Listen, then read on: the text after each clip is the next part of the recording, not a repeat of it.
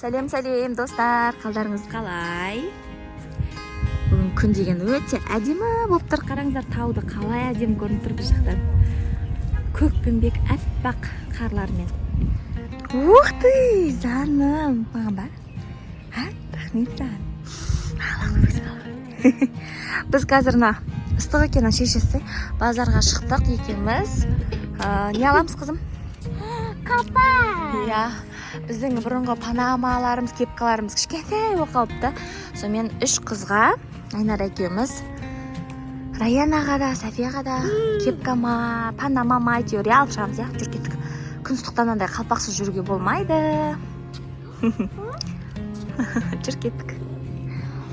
Күн ыстық болып тұр ғой? Иә. Сағат 10, жаман ыстық болып тұр. Соған міне барамыз, ана барамыз деп осы күнге келді енді. Алдында да күн ыстықта да ішіп жүргенбіз.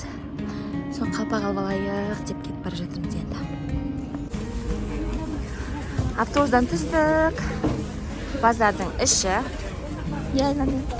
Аяғым басамай келе жатыр менің қызым. Алдында күндері турниктен құлап қалып еді. Сонымен аяғын абайлап басып келе жатыр.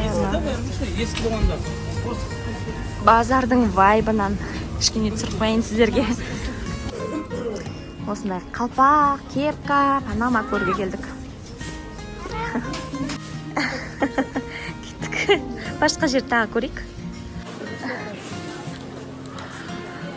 Бұны киіп жүре алмайсың ғой. Сен мәлі бір лучше кепка аласайын. Кепка жақсы. Иә. Неше түрлісі бар, ала бергім келеді. Әдем тұрған сияқты. Мінеки барлық қызға екі кепкадан алып алдық, я? Сәл қараш маған. Жаным. Осына джинсовый түрде, сосын жаздық гүл-гүлін алып алдық тоже. Ыстық бүгін, ойбай, 30-дан асып тұр градус. Қайтып бара жатырмыз. Базардың ішіндегі мороженое, салып беретін мороженое өте дәмді. Я? Саған ма? Өзіме ұнайды. Андай құйма сияқты ақ кетеді, кішкене қоюлау болып тұрады еще. Дәмі күшті. Клубника 1200 теңге. Күшті кафеде отырмыз, былай базардың сыртында. Овощи сатып жатыр. Біз болсақ бір донерді жартысқа бөліп, Айнара жеп алдық, я? Асып болсын, жаным. Макси чай ішіп. Бәрібір ерекше ғой базардың дәмі.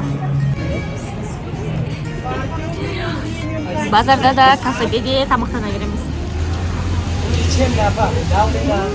Там күшті. Кепкасын көрсетіп алғам. Күшті тұрсын. Ас болсын, жаным. Үйге келдік. Ыстық күн, я, шаршауымыз басып. Мен мамын. Иә, мына Софияға осындай джинсовый мысық сияқтысын алдық, розовый алдық, қоянмен. Мынандай кішкене тоже жаздық, кие берсе болады. Ракантайға, Айнараға, иә, көк цветті осындай жаздық түстерінен алып алдық. Пияз ашып едім, көзім ашып кетті ғой. Табақ жасап жатырмын. Палау жасай салайын деп тұрмын. Қазір пиязды әдемілеп қуырып аламыз, қызартып. Сосын етін саламыз, сәрісін саламыз. Оған дейін пицца пісірейін дегенбіз, қызымыз екеуміз. Мінеки тамақ пісіп қалды. Енді мына жерде пицца пісірейін деп жатырмыз. Қамырын жасап қойдық. Қамырына жылы су, дрожь, қант, тұз, май бәрін қосып елеп қойдық. Енді мына жерде моцарелла деген пиццаға арналған сыр. Мына жерде күшті болып тұр.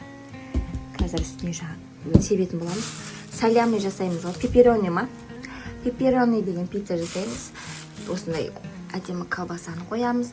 Помидор бар десем, үйде помидор қалмапты. Жаңа маргарита жасай салайық тек. Енді пепперони жасаймыз. Сонымен осындай пиццамызға дайындық. Міне пицца пісіруге кірісіп жатырмыз. Көмекке Айнара келді. Я, Айнара, қазір сен не жасайсың? Колбасасы мен сырын қойып шығасың, я? Я. Біз соус жасауға үлгермейтін сияқтымыз, өйткені соусқа бізге помидор керек. Ал соус үшін кетчуппен жасай саламыз, енді көреміз қазір. Бірақ тесто сен жұмсақ болайын деп тұр қазір.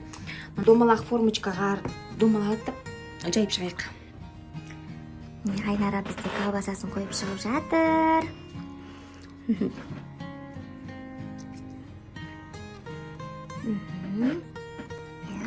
Мына жерге тағы біреуін қосып жерде. Айналдырақ қойып шық. Негізі помидормен де күшті болады, иә?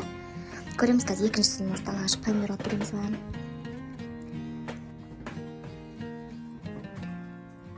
Сыр септік, иә? Мінекей біздің қазір пиццамыз дайын тұр, пешке кіруге қыздырып қойдық. Ең жоғарғы градусқа қоясыздар максимумға. Асты да үсті де қыздырып 7-8 минутқа салып аламыз. Тестасы жұқа жайылған, сондықтан тез піседі. Осыны бір жасап көрейік, одан кейін екінші қамырмен тағы жасап көреміз. Может маргарита, может пепперони, иә? Мінекей пиццамыз пісті. Енді қазір шығарамыз. Қараңыздар достар, біздің пиццамыз кетчуппен оранжевый цвет болып тұр. Біз қазір мынаны пробаға жасап көрдік. Қазір екінші тестамыз бар. Біздің соус дайындап жасаса күшті шығады. Помидор жоқ болып қалған ғой. Қазір помидор әкеліп соусымен жасап көрейік деп жатырмыз. Ыстық.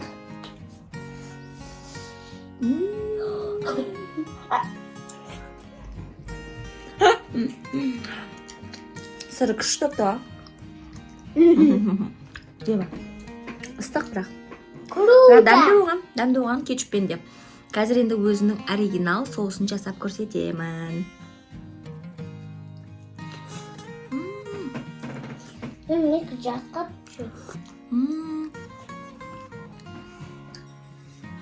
Мінекей екінші пиццамыз.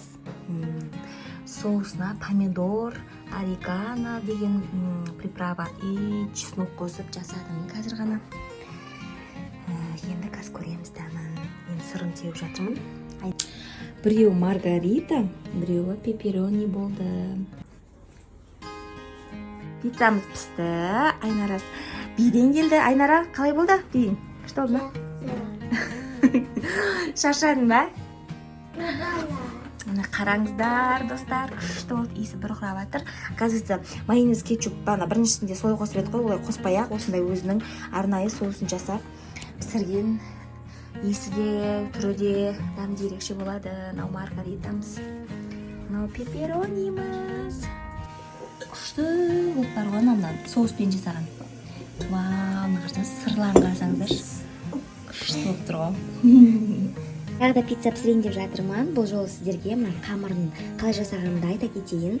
Жылы су, дрожь бір қасық, бір стакан жылы су, бір қасық чайный ложкамен дрожь, бір қасық құмшекер, чайный ложка, бір жарты чайный ложка тұз и 25 граммдай сұйық май. Және қазір ұн қосамын. Жұмсақ, өте жұмсақ, әдемі қамыр шығады. Мынаны мен қазір су қайнатып жатырмын. Сіздерге тоже көрсететін боламын. Арнайы пиццаның үстіне пиццерияда жағылатын соусын дайындайтын боламыз. Арнайы кетчуп, майонез қоспай-ақ, осы бір помидормен күшті кереметтей соусты өз қолыңызбен дайындап үйренесіз. Міндетті түрде видеоны соңына дейін көріңіздер. Мінекей қамырын дайындап қойдым. Енді мына ыдысқа мен помидорды саламын дағыны. Ыстық су үстіне құямыз. Қабығын алып, тез алыну үшін қабығын. Қазір езетін боламыз. Осылай бетінен сойып қойсаңыздар күшті алынады. 5 минутқа.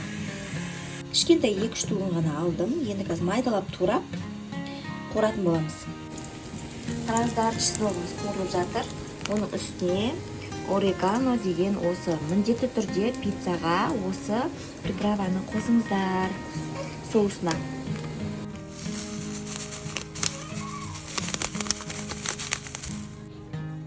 Мінекей жаңа помидорларымыз ыстық суда жұмсарыпты. Қабығын алып тастаймыз. Қараңыздар, бір қолмен онша түсіріп көрсете алмай жатырмын. Қабығы оп-оңай алынады ыстық судан кейін. Солай алып кете бересіздер. Қараңыздар, жаңағы помидордан вилканың көмегімен осылай езіп жібересіздер. Блендер болса блендерға, болмаса өздеріңіз осылай жаңағы чесноктың үстіне салып кішкене қуырып аламыз. иісі деген бұрқырап күшті отыр. Өте дәмді болады соусы. Жасап көріңіздер міндетті түрде. Қазір кішкене 1-2 минут қайнатамын, сонымен өшіремін. Ауа райын қараңыздар. Жел болып кетті, жаңбыр жауайын деп жатыр. Балалардың бәрі ойнап жүреді жаңа ғана, бәрі үйіне кіріп жатыр. Қазір міне қамырым көтеріліп келе жатыр. Сәл тағы 5-10 минут тұрсын, сосын жайып пиццамызды пісіріп алатын боламыз. Мінекей қамырым қазір осы 2 ыдысқа жайып шығатын боламын.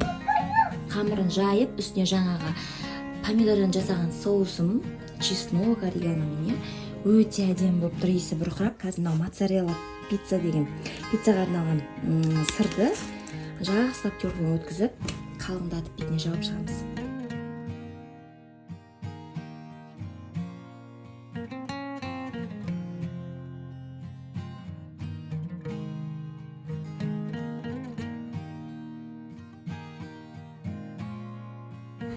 Мінекей сырын сеуіп, үстіне өзіміз қалауымызша пепперони, маргарита жасап аламыз осылай.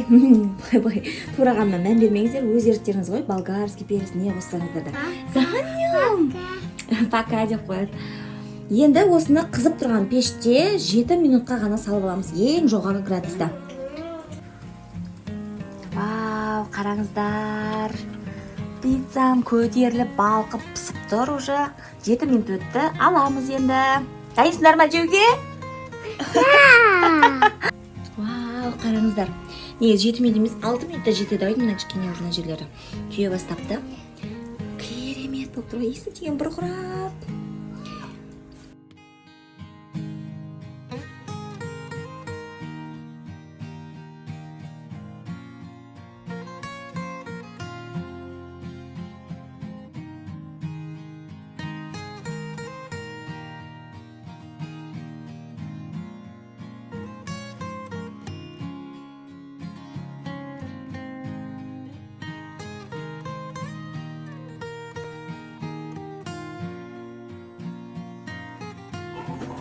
Қараңыздар достар, өте дәмді болды. Сіздер де жасап көріңіздер.